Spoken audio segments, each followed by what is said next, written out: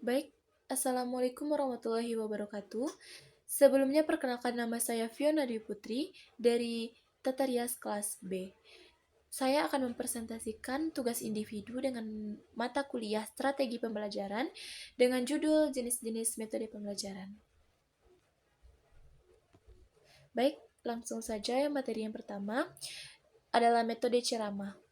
Metode ceramah adalah salah satu metode pembelajaran di mana tenaga pendidik atau guru menyampaikan materi secara lisan kepada peserta didik. Dalam metode ini, tenaga pendidik atau guru berperan sebagai pusat informasi yang memberikan penjelasan, menyampaikan konsep, dan menguraikan materi pembelajaran secara langsung. Sementara peserta didik hanya diam mendengarkan saja. Adapun ciri-ciri metode ceramah yang pertama bersifat sederhana dan langsung, yang kedua efisien untuk menyampaikan informasi, yang ketiga satu arah. Baik, lanjut yang kedua, yaitu metode tanya jawab. Metode tanya jawab dalam pembelajaran adalah teknik interaktif di mana guru dan siswa saling berkomunikasi melalui pertanyaan dan jawaban.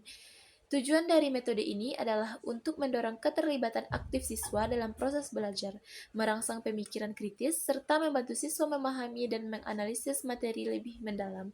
Tetapi, metode ini juga memerlukan perencanaan yang baik agar pertanyaan yang diajukan efektif dan dapat mendorong diskusi yang bermanfaat. Adapun ciri-ciri metode tanya jawab meliputi yang pertama, komunikasi dua arah. Yang kedua, dialog antara guru dan siswa. Yang ketiga, pertanyaan yang menarik dan memusatkan perhatian siswa. Yang keempat, merangsang siswa untuk mengembangkan daya pikir dan daya ingatan. Lanjut yang ketiga, metode diskusi.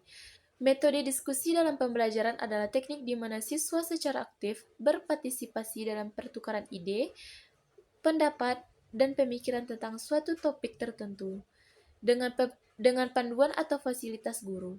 Tujuan dari metode ini adalah untuk meningkatkan pemahaman siswa melalui interaksi sosial, memperluas sudut pandang, dan mengembangkan keterampilan berpikir kritis serta kemampuan berkomunikasi.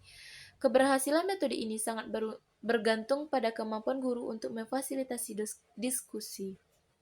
Adapun ciri-ciri utama dari metode diskusi, yang pertama ada interaksi dua arah, yang kedua keterlibatan kolektif, yang ketiga pengembangan keterampilan, yang keempat pemahaman mendalam.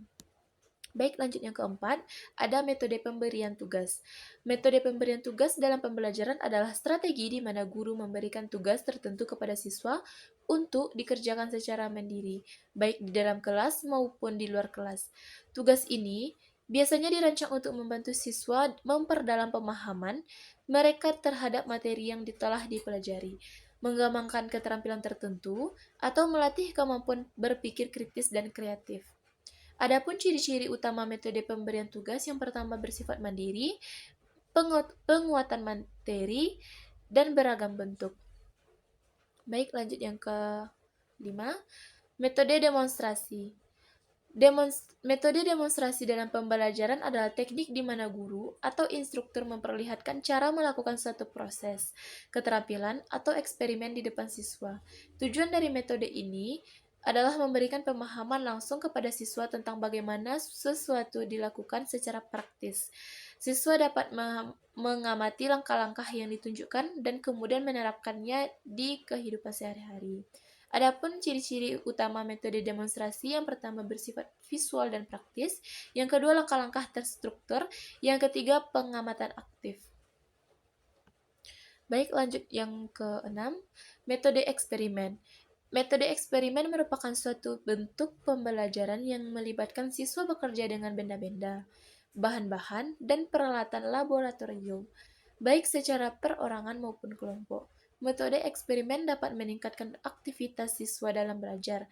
Siswa akan memiliki kesempatan untuk mengalami sendiri, menganalisis, dan membuktikan dan menarik kesimpulan tentang suatu objek, keadaan, ataupun proses. Adapun ciri-ciri metode eksperimen, yang pertama, menggunakan kegiatan percobaan, yang kedua menggunakan media-media yang menekankan pada pembentukan kemampuan proses berpikir, yang ketiga membantu siswa menemukan sendiri konsep sesuai dengan hasil yang diperoleh.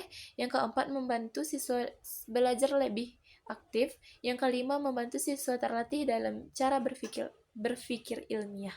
Baik, sekian dari saya. Assalamualaikum warahmatullahi wabarakatuh.